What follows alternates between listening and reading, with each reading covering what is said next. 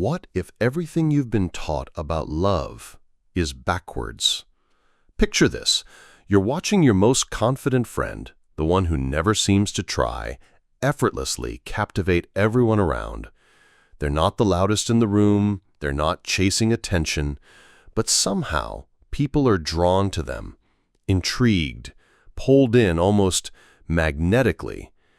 Meanwhile, you're stuck analyzing every text, second-guessing your silence, doing all the reaching out, and getting half-hearted responses in return.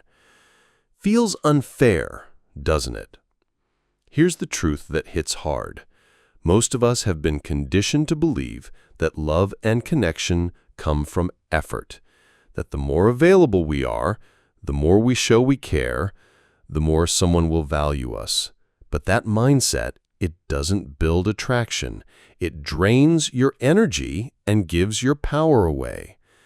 What if I told you that real desire, real respect, and real connection begin the moment you stop chasing and start embodying something ancient, something powerful? Stoic stillness. The Stoics taught that inner strength, not outward effort, is what creates lasting influence. And when it comes to relationships, that couldn't be more true. You don't need to beg to be chosen. You just need to become the kind of presence that doesn't ask for attention, it commands it. That's what we're diving into today, how to flip the script and let people start chasing you, all by changing how you show up. Not for them, but for you. If this already feels like the kind of shift you've been needing, if you're into conversations that blend ancient wisdom with real-world impact, there's one simple, free favor I'll ask in return. Hit that subscribe button. It's the easiest way to let me know we're on the same path, building something solid, grounded, and powerful from the inside out. Let's get into it. Let's be honest. Most of us have been taught that love is about effort, about showing up first, texting first, keeping the spark alive by doing more. It sounds noble, thoughtful, even, but in truth, it's exhausting. Because what no one tells you is this: when you're always the one reaching out, you're sending a silent message, I need this more than you do. And that changes everything. The energy shifts, the dynamic tilts. Suddenly, you're not someone they feel lucky to talk to. You're just someone who's always available. And deep down, we don't chase what we already have. We chase what feels just out of reach. This doesn't mean you need to start playing games or acting distant for the sake of manipulation. That's not Stoicism. That's strategy without substance. The Stoics taught something far deeper: self-restraint, the power of not reacting out of impulse, but out of wisdom. Epictetus once said, "No person is free who is not master of themselves." So before you send that text just to feel noticed, pause, ask yourself, am I doing this to connect or to feel temporarily less anxious? See, attraction isn't built through constant communication. It's built through emotional contrast. When someone doesn't hear from you for a little while, their mind starts to wonder. They wonder what you're doing, who you're with, how you're feeling. That space, that gentle absence, it plants a seed. It creates a vacuum that attention naturally rushes to fill, not because you're playing hard to get, but because you've stepped out of the spotlight and let curiosity walk in. Carl Jung once said, "People will do anything, no matter how absurd, to avoid facing their own souls." Sometimes texting first all the time isn't about kindness, it's about avoiding silence, because silence forces you to sit with yourself, with uncertainty, with doubt, and that's uncomfortable. But the moment you get comfortable with that silence, the moment you stop trying to fill every gap, that's the moment you become powerful. And here's something else. When you're always the one to initiate, you don't give the other person a chance to invest. You're taking away their opportunity to choose you. You're rushing the story instead of letting it unfold. Think about it. How can someone chase you if you never stop running toward them? Plato once said, "The first and best victory is to conquer self." That includes the urge to control how connection unfolds. Try this. If you're always the one to text first, just stop. Not forever, not in a cold, passive-aggressive way. Just take 3 days. 3 days of stillness. 3 days of no initiations. Not to punish anyone, but to observe, to see who notices your silence, who fills in the space, who steps up when you step back. Because here's the deeper truth. When you stop rushing to be seen, you start to see who's actually looking. When you stop speaking just to feel heard, you learn who listens when you're quiet. And when you're chasing, you give others the space to decide if they truly want to follow. This kind of restraint isn't passive, it's strength. Socrates once taught that to know thyself is the beginning of wisdom. And every time you resist the pull to overgive, to over-explain, to over-text, you get a little closer to that wisdom. You become the kind of person whose attention isn't a given, but a gift. Most people don't realize how much they give away in the first few conversations. We're so eager to connect, to be liked, to prove we're interesting, that we end up laying everything out. Hobbies, opinions, past relationships, every thought, every feeling, explained in full detail. But here's the thing, when you give someone the whole story up front, they stop reading. There's no suspense, no tension, no room left to wonder. You become familiar too quickly, and familiarity, as the Stoics would say, breeds indifference. The ancient Stoics believed in measured expression, not because they feared vulnerability, but because they knew the value of depth. As Epictetus said, we have 2 ears and 1 mouth so that we can listen twice as much as we speak. That's not just good advice for wisdom, it's gold for attraction. When you say less, you give others space to lean in, to wonder, to fill in the blanks with their own imagination. And that's what draws people closer, not the facts you spill, but the feelings they're left holding. Psychology backs this up too. Carl Jung once wrote, "The meeting of 2 personalities is like the contact of 2 chemical substances. If there is any reaction, both are transformed." And transformation doesn't happen when everything is predictable. It happens when something unknown stirs emotion. A little mystery, the kind that makes someone feel there's more to discover, is what ignites that transformation. Let's break this down practically. The next time someone asks you what you do for fun, don't give them a resume. Don't list 5 activities in neat bullet points. Say something like, "Depends on the mood. Sometimes I disappear for days. Sometimes I throw the best dinner party you've ever seen." That's not being vague. That's giving them something to chew on, a small spark of curiosity. Now they're not just hearing you, they're thinking about you. Aristotle said, "The aim of art is to represent not the outward appearance of things, but their inward significance." In conversation, this means you don't need to showcase every part of yourself at once. You only need to reveal what stirs curiosity.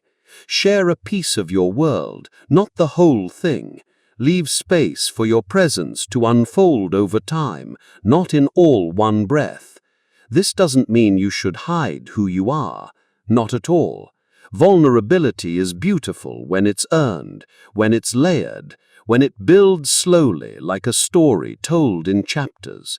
What you're doing is creating emotional pacing, giving someone time to catch up, time to want more, time to invest.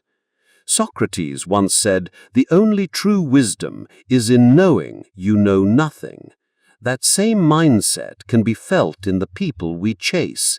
There's always something just out of reach, some new layer, some untold detail. When someone feels like they already know everything about you, their mind moves on. But when there's more to explore, they keep coming back. You don't have to pretend to be mysterious. You just have to stop over-explaining. Let the silence sit. Let the question hang a little longer before you answer. Let someone get curious. And if they ask again, that's a sign it's working. Because people don't chase what's obvious. They chase what sparks wonder. So slow down, speak simply, but with weight. Don't fill in every gap. Let them want to know. That's not game playing. That's wisdom. That's restraint. That's power. And the ones who master it, they don't chase. They're the ones being chased. There's a strange lie that's crept into how we think about connection. The idea that the more available you are, the more desirable you become. Someone will appreciate you. That if you show up constantly, drop everything when they call, reply instantly, no matter what you're doing, they'll see that as loyalty, as love, as effort. But the truth? That kind of constant presence doesn't increase your value. It quietly erodes it. When people can reach you at any time for anything with zero resistance, they start to forget that your time has weight, that your attention means something. It's the law of supply and demand. If something is always there, it starts to feel ordinary, familiar. And as every Stoic knew, familiarity dulls appreciation. Marcus Aurelius once wrote, "We love ourselves more than other people, but care more about their opinions than our own." Think about that. If you always prioritize someone else's moment over your own, you're not being generous, you're abandoning yourself. And here's where it gets deeper. Western psychology backs this up too. Carl Jung said the privilege of a lifetime is to become who you truly are. But how can you do that? How can you even hear your own thoughts if you're always on standby, waiting to respond, available to anyone at any time? That's not self-awareness, that's overexposure. Don't confuse being kind with being on call. Boundaries aren't walls, they're standards. When you stop immediately reacting to every message or request, you're not being rude, you're showing that your energy is sacred, that your focus is earned, not assumed. And people feel that difference. They may not say it, but they respect it, because deep down we all value what feels rare. Aristotle believed in living life with virtue and balance. He said knowing yourself is the beginning of all wisdom. That kind of self-knowledge means knowing how you want to spend your time and with whom. It means having a life that doesn't pause just because someone else suddenly remembered you exist. You want people to value your time? Start by valuing it yourself. Let's get practical. This week, try saying no once. Not to be difficult, but to protect your peace. Let a message sit for an hour instead of replying in 60 seconds. If someone wants to talk and you're mid-focus, finish what you're doing first. It doesn't make you cold, it makes you clear. Your presence is not a product on a shelf. It's not always in stock. And the moment people realize that, they start to treat it with care. Plato once taught that the good life is one of order, purpose, and harmony, not chaos, not urgency, not being yanked in 10 directions by everyone else's needs. When you move from that grounded place, when you carry yourself like someone with a purpose, people feel it.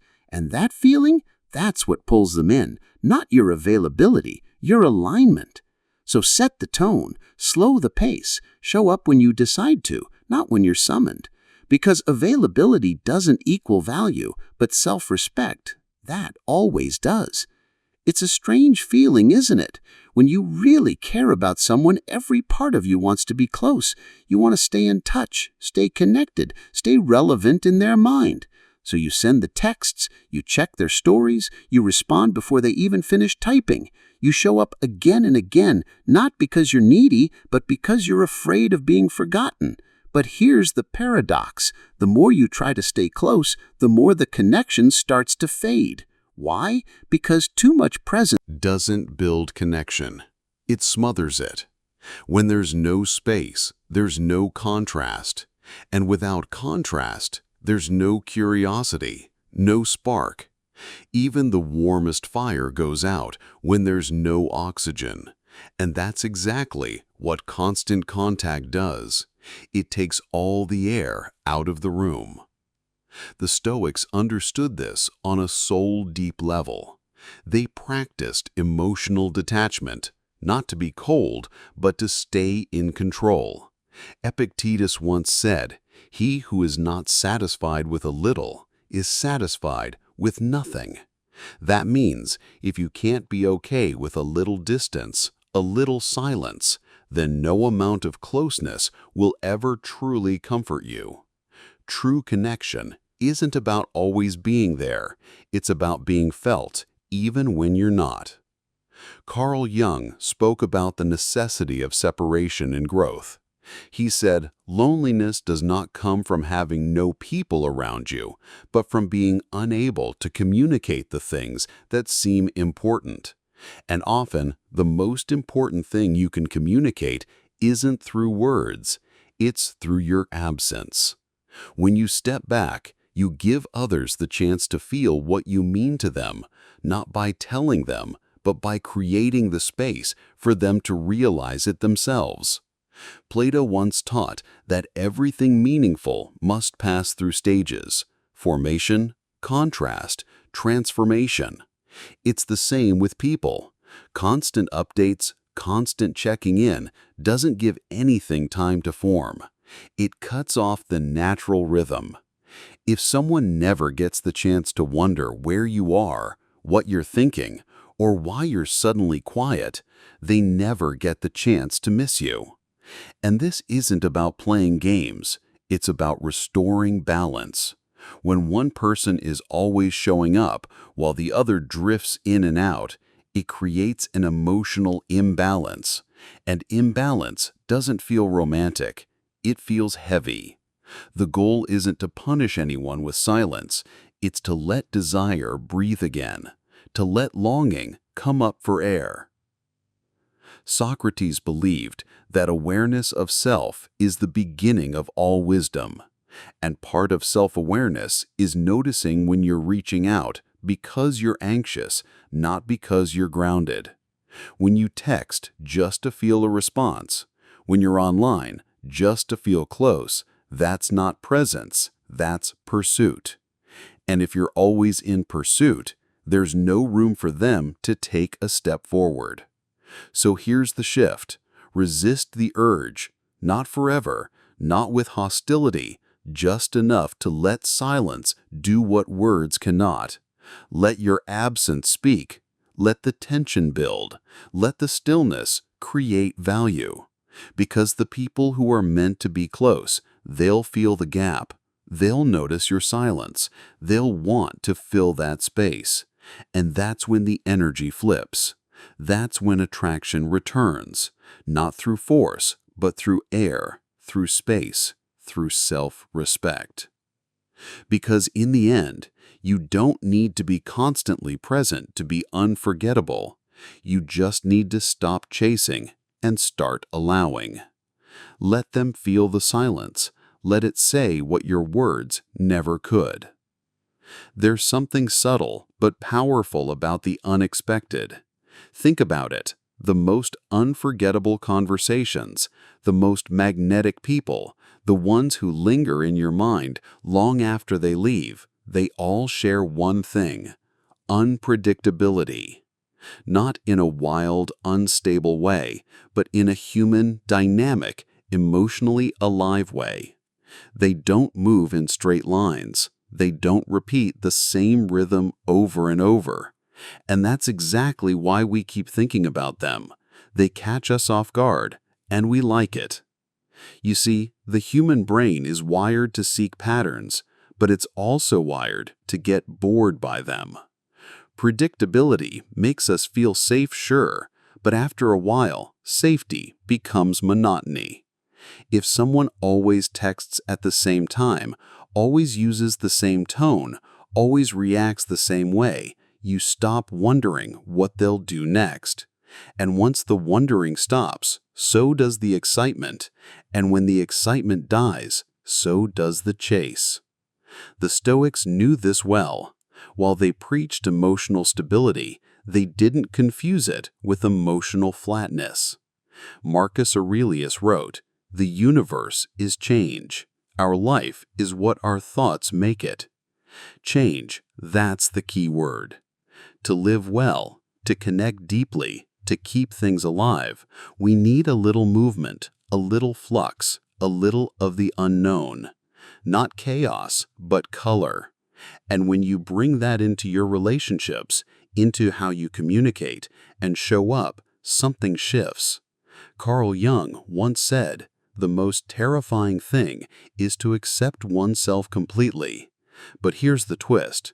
When you fully accept yourself, you no longer feel the need to be predictable just to make others comfortable. You allow yourself to show all your sides, your serious side, your funny side, your quiet moments, your bold opinions. You stop shrinking into patterns and you start expanding into your full human range. And let's talk about energy for a second.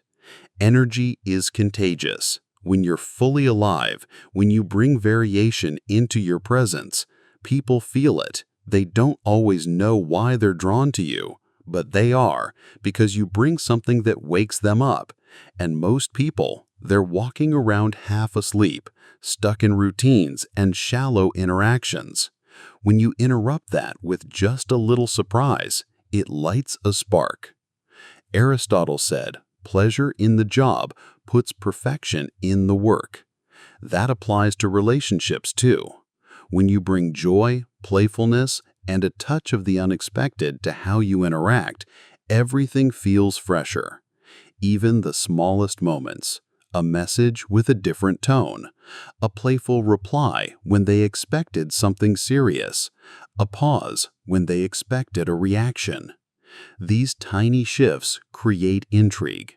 So what can you do right now? Break your rhythm. If you always reply instantly, wait an hour. If you always say good night, try switching it up with something funny or offbeat. Be poetic one day, blunt the next. Let them experience the full range of you, not the edited, predictable version, because real attraction isn't about being perfect.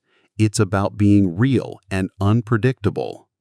Plato believed that love is born from a desire to find something beyond ourselves, something new, something meaningful. If you always act in ways that others can easily map out, you take away the joy of discovery. And discovery is where real emotion lives. So here's the challenge. Do one thing this week that surprises someone. Doesn't have to be dramatic. Maybe you call when you usually text. Maybe you bring up a topic you've never shared. Maybe you change your tone just a little. Let them feel the spark of unpredictability. Not because you're trying to impress, but because you're not afraid to be alive. You don't have to become someone else. You just have to let more of you come through. Stoicism isn't about being stiff or robotic. It's about moving with intention. And that includes knowing when to shift the rhythm. When you bring that level of awareness into your presence, people won't know exactly what to expect. And that's exactly why they'll keep coming back. There's a quiet power in saying less, especially when it comes to compliments. We've all been taught that giving praise is a good thing, and it can be, but only when it's real, rare, and rooted in presence. See, the problem isn't that people like compliments.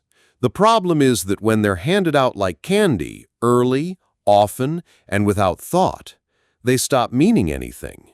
What started as warmth starts to feel like approval-seeking, and that's when the energy shifts. People pick up on it, not always consciously, but they feel it. When someone showers them with compliments before they've even earned your attention, it signals a lack of self-containment, like you're trying to win them over with words. And here's the truth. What's earned is respected. What's given too easily is dismissed.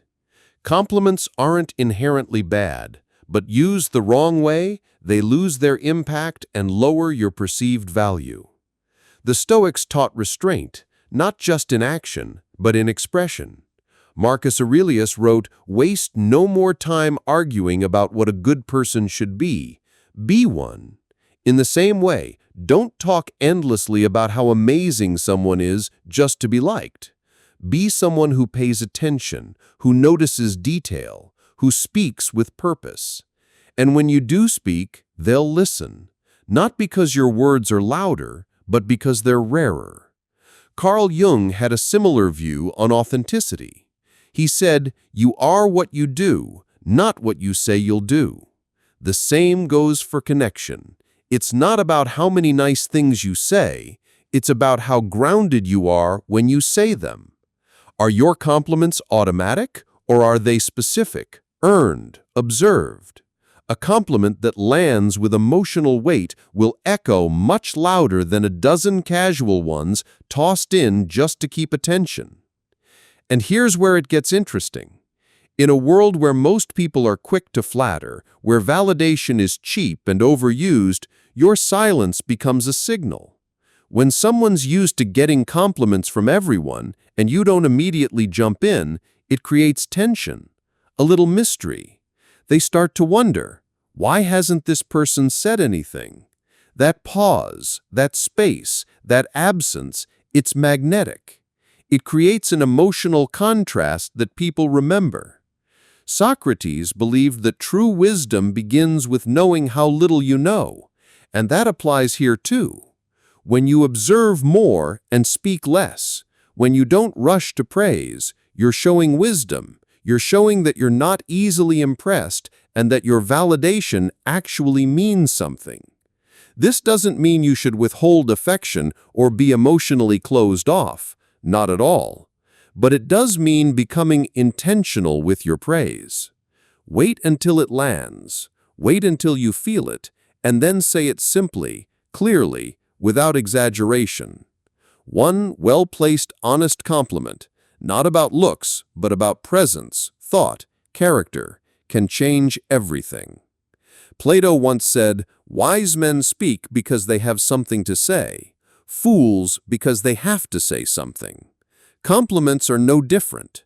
The ones that come from stillness, from attention, from truth. Those are the ones people replay in their heads for days. So here's your challenge. Next time you're about to send that "you're so cute" message, pause, observe. Instead, let them feel your attention before they hear it. Then when the right moment comes, say something that lands with weight. That's the kind of compliment they'll chase, not because it flatters their ego, but because it felt real. And real is rare.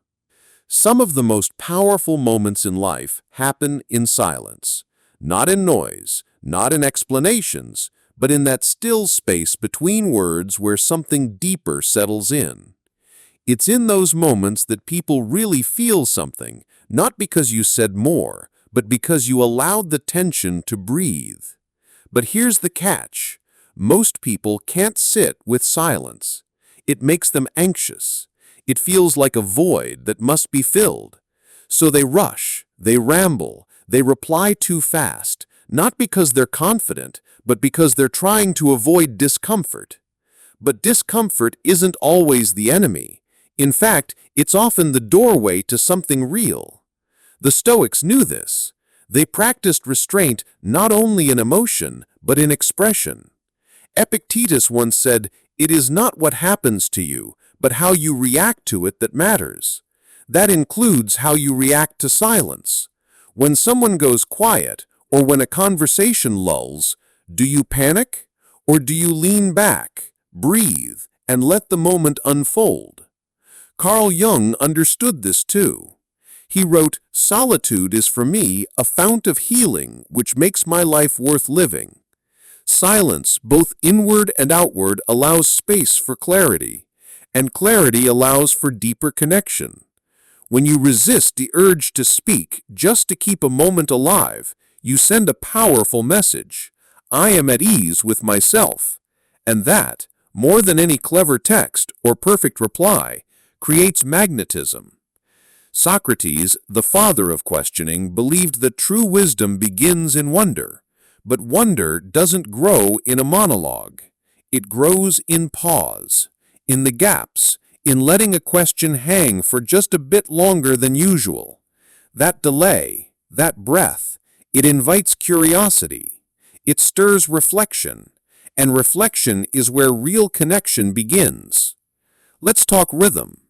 In music, it's not just the notes that move us, it's the silence between them. That's what gives the melody shape. Conversation is no different. If you're always speaking, always explaining, always jumping to respond, there's no space for the other person to feel your words. But when you pause, even for a beat, something shifts. They lean in, they wonder, and that leaning in, that's attraction being born. Aristotle once said, "The more you know, the more you realize you don't know." Sometimes the most powerful thing you can do is hold back, say less.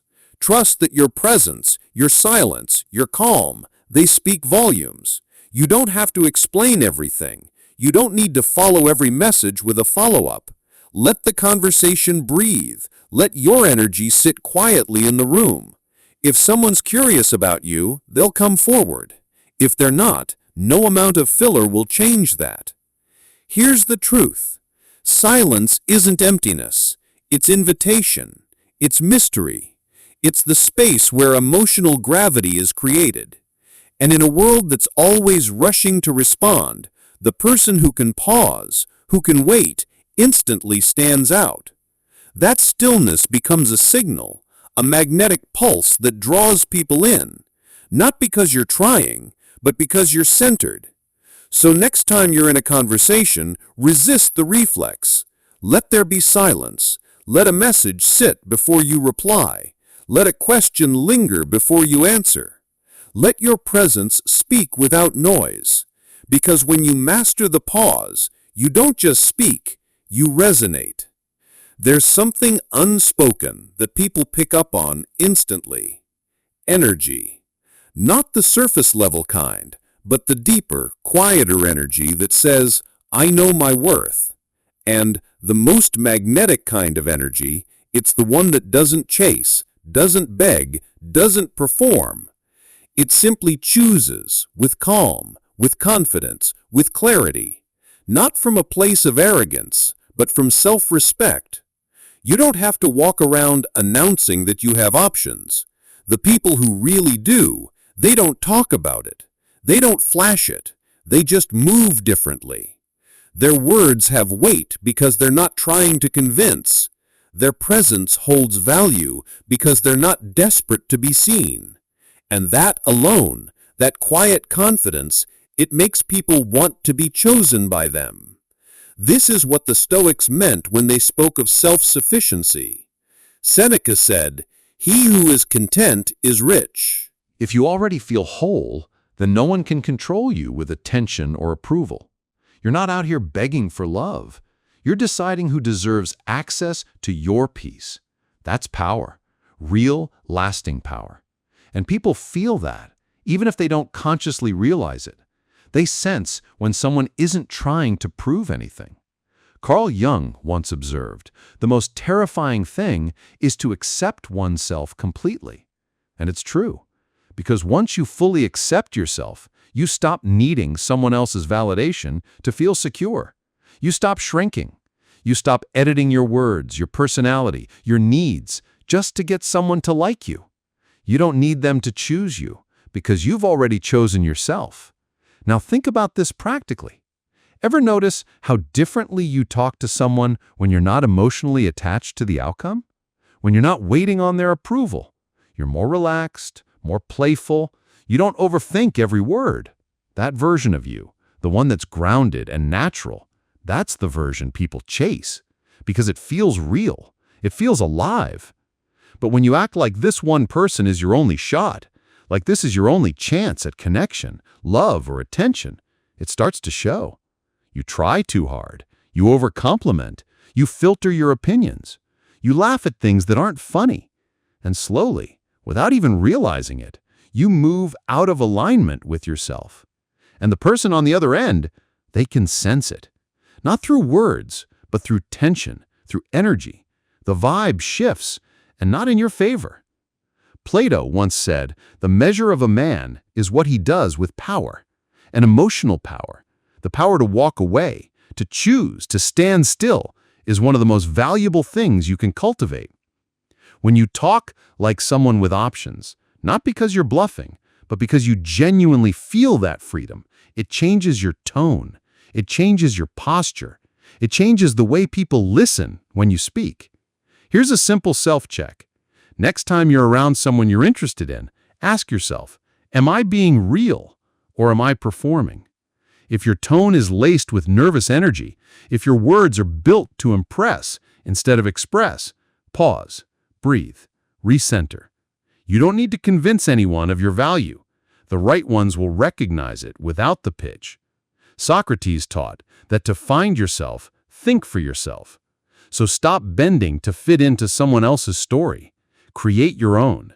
Make decisions that come from your values, not your fear of being alone. Because when you do that, when your presence comes from peace, not pressure, people feel safer around you. They feel intrigued. They feel drawn in. And in that space, you don't need to chase anyone.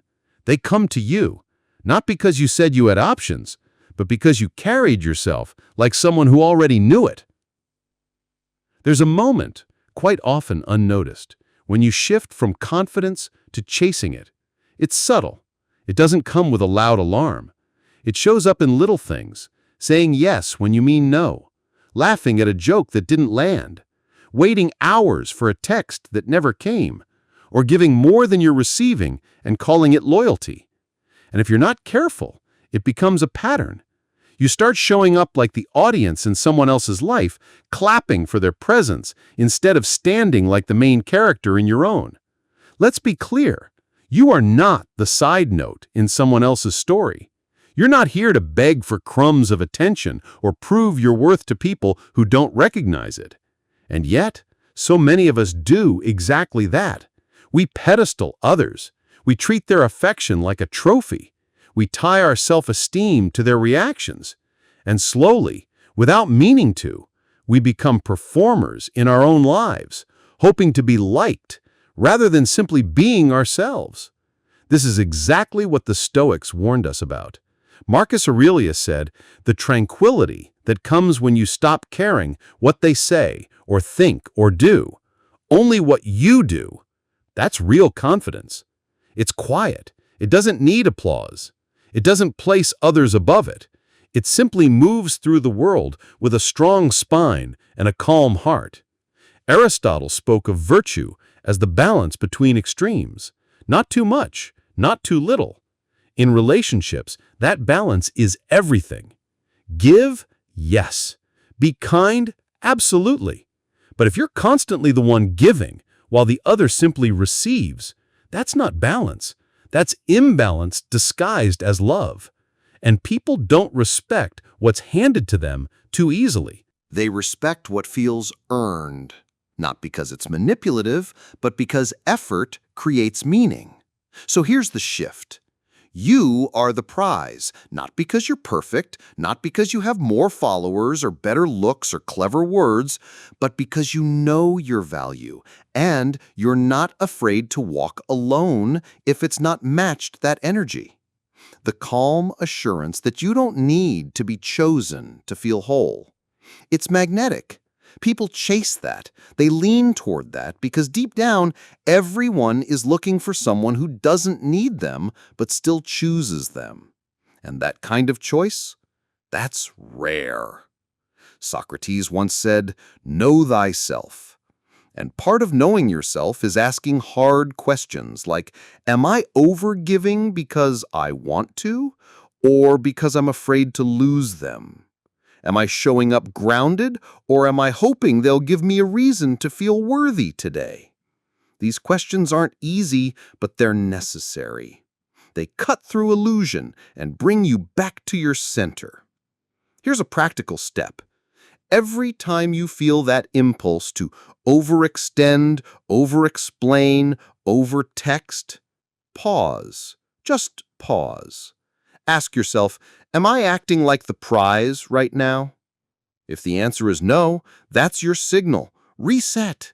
Reclaim your energy. Step back into your worth, not with arrogance, but with quiet authority.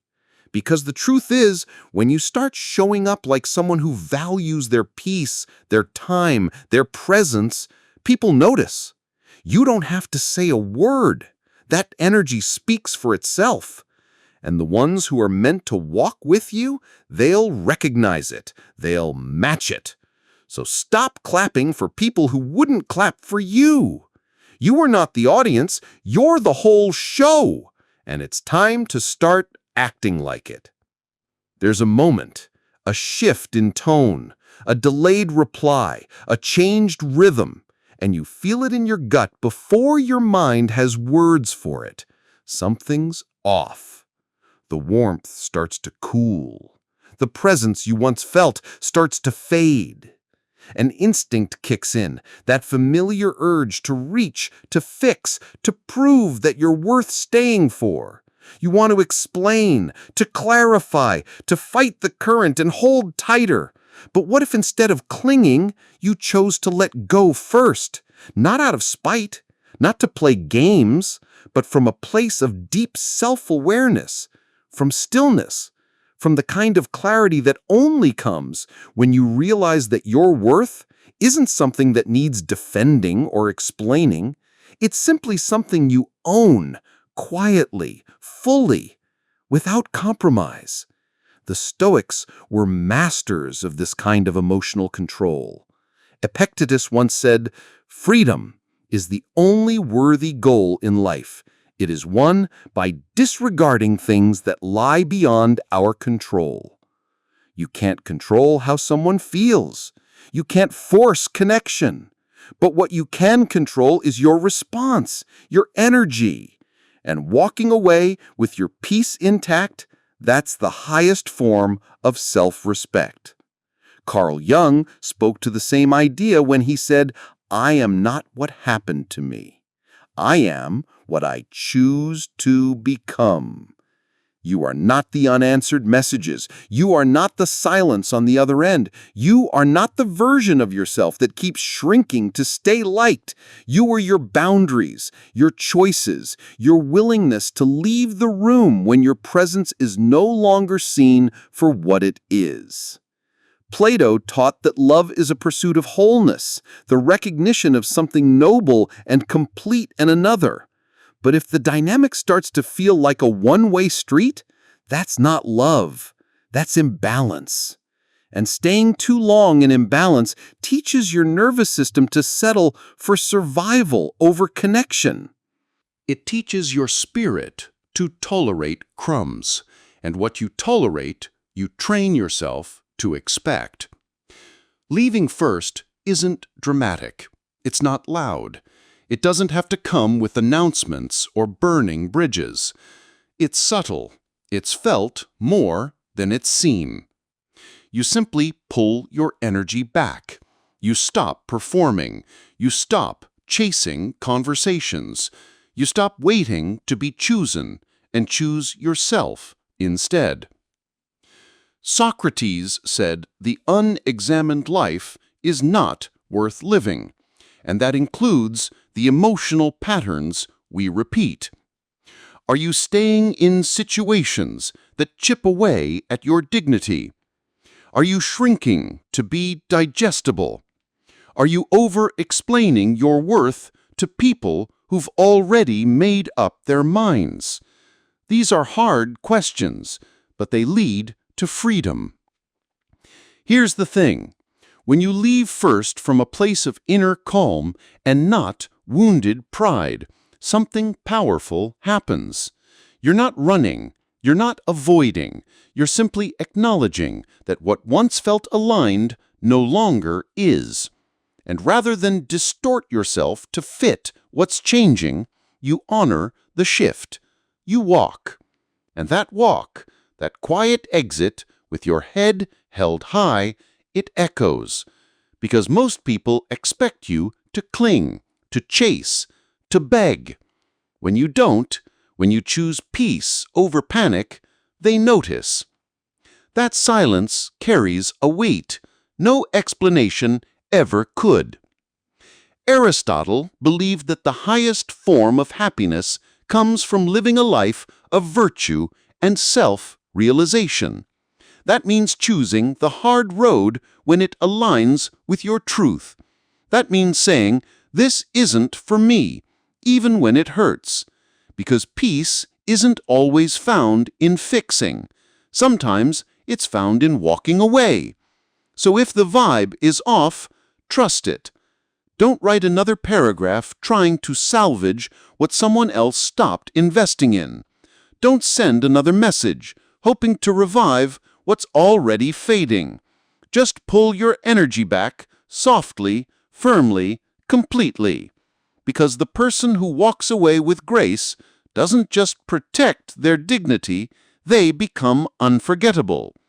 And sometimes that silence, that stillness, it says everything that words never could. Let's be real. There's something unmistakable about someone who doesn't need the room to like them in order to feel whole. They're not performing. They're not trying. They're simply anchored in who they are. And somehow, without saying a word, people lean in. That's the kind of energy you can't fake. The kind that comes from doing the work on the inside. It's calm, centered, and confident. Not in a loud, look at me way, but in a way that says, I'm already complete with or without your approval. This energy doesn't beg, it doesn't chase, and it definitely doesn't shrink to fit someone else's comfort. It stands tall. It makes eye contact. It speaks only when it has something real to say. You've probably seen it. Maybe you've felt it. That rare sense of self-possession that doesn't need to be loud because it's already solid. The truth is, most people are chasing love, not because they're full, but because they feel something missing. They're chasing validation, attention, a sense of worth, not because they're broken, but because no one ever taught them how to be whole on their own. And so they run from person to person, moment to moment, hoping someone will finally give them what they haven't given themselves. But here's the paradox. The more you crave being wanted, the less magnetic you become.